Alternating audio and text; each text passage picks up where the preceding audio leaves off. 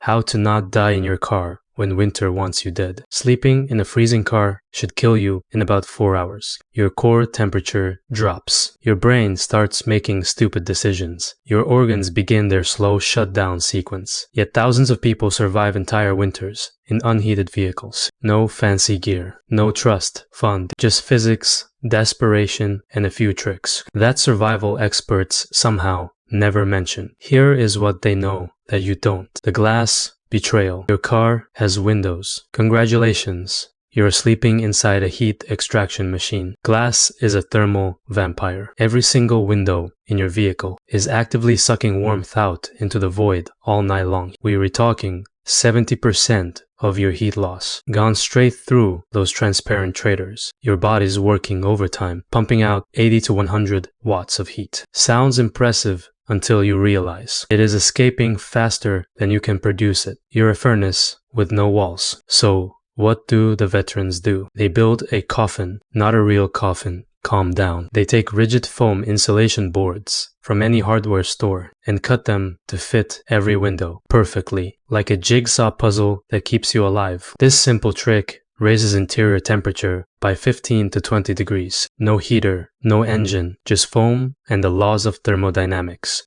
doing exactly what they're supposed to do. Some people attach these boards permanently with Velcro strips. Their car isn't a car anymore. It is a micro cabin on wheels that works in July and January. But here is the catch. Your breath has to go somewhere. In a sealed car, that moisture has nowhere to escape. By morning, everything inside is wet. Your windows, your blankets, your dignity. Still, when it is 20 degrees outside and you don't have money for a motel, soggy beets frozen every single time, turn your stomach into a space heater. Here is what nobody tells you. Insulation only gets you halfway there. The real heat source is you, and some car sleepers have figured out how to hack their metabolism like it is a programmable furnace. The trick is fat, not carbs, not protein, fat. About 30 to 60 minutes before sleep. Experienced car dwellers eat peanut butter straight from the jar, hunks of cheese, canned sardines. There is actual science behind it. Digesting fat produces way more body heat than carbs. It is called thermogenesis. You're literally turning your stomach into a space heater. These folks time their fuel load. So peak heat production hits around 2 or 3 a.m. when temperatures drop lowest, when hypothermia sneaks up on people. 4 to 6 hours of slow burning internal warmth from one meal. Not bad for a $2 jar of Skippy. But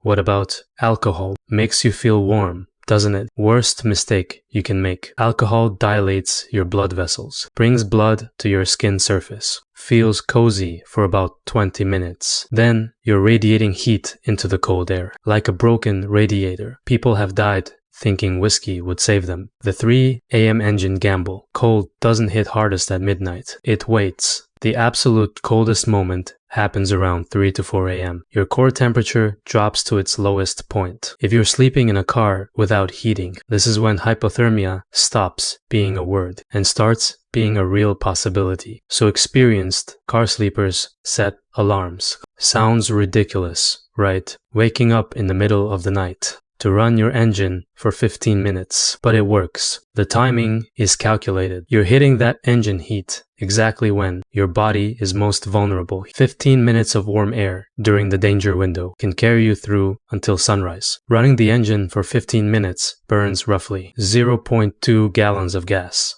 about 70 cents. For someone budgeting every dollar, that is real money, but it is also cheaper than a hospital visit for frostbite. Here is where it gets serious. Approximately 430 Americans die every year from carbon monoxide poisoning in vehicles. The invisible killer. You can't smell it building up. You just drift off and never wake up. Experienced car dwellers park facing downhill, so exhaust flows away. Some crack a window during warming sessions, even though it seems counterproductive. And there is one warning sign everyone learns to recognize. When you stop shivering, you're not warming up. You're in trouble. Hot water bottles. Your great-grandmother was right. Sometimes the best technology is the stuff your grandparents used. A good rubber hot water bottle releases heat slowly, over 4 to 6 hours. That is basically a gentle heater that needs zero electricity, makes no noise, and costs maybe $8. Here is where car dwellers get clever. gas station, microwaves. Buy a coffee, ask nicely, and you can. Heat water in a microwave-safe bottle. Transaction costs nothing extra. The real trick is placing it against major blood vessels. Inner thighs, armpits, stomach area. Your blood carries that warmth everywhere, turning your circulatory system into a heat distribution network. A 2-liter bottle filled with 150-degree water keeps a sleeping bag noticeably warm for 5 to 6 hours. And by morning, you've got drinking water at perfect temperature. Dual purpose. Car dwellers love anything that does two jobs. The parking chess game. Where you park might matter more than what you sleep in. Hospital parking garages stay 20 to 30 degrees warmer than outdoor lots. All those cars coming and going, engines running, heat bleeding from the building itself. It is basically free heating. Nobody asked permission to use. My personal favorite. Parking against the 24-hour laundromat as exterior wall. Those industrial dryers run all night. The building's backside becomes a giant radiator. You're essentially cuddling a warm brick wall without paying for a single load of laundry. Smart car sleepers never get comfortable in one location. They rotate between 3 or 4 safe spots throughout the week. Monday at the hospital, Wednesday behind the laundromat, Friday in the Walmart lot. Why? Because humans are pattern recognition machines. Security guards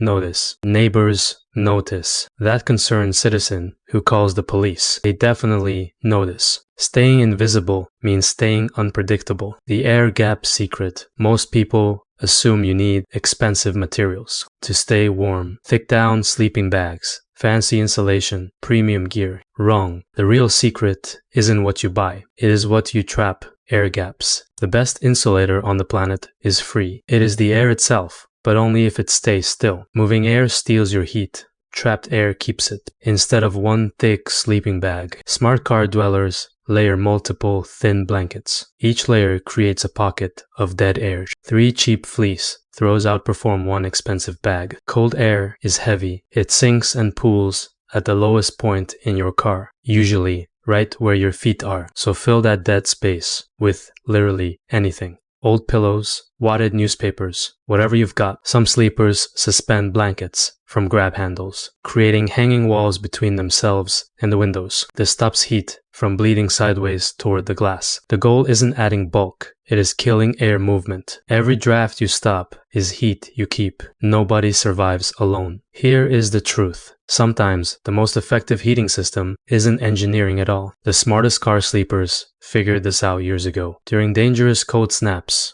2 people share one vehicle. Simple math. 2 bodies produce double the heat output. You go from 80 watts to 160 watts in a sealed space. That is the difference between a rough night and a hospital trip. But it is not just about warmth. Car pairing creates survival networks. These communities check on each other at dawn every morning. If someone doesn't respond, people actually go looking. In a world that mostly ignores homeless folks, someone notices if you don't wake up. A medium-sized dog produces about 50 watts of heat. That is like having a small space heater that also barks at threats. Biological alarm systems wrapped in fur. The psychological warmth matters just as much as physical heat. Isolation during cold nights creates depression spirals. Companion sleeping breaks that cycle. Having another heartbeat nearby changes everything. You won. Sleeping in a freezing car isn't about one magic solution. It is foam boards and metabolic hacks and strategic engine runs. It is hot water bottles and parking spot chess and looking out for each other. Humans are remarkably creative when survival demands it. These aren't just homeless hacks.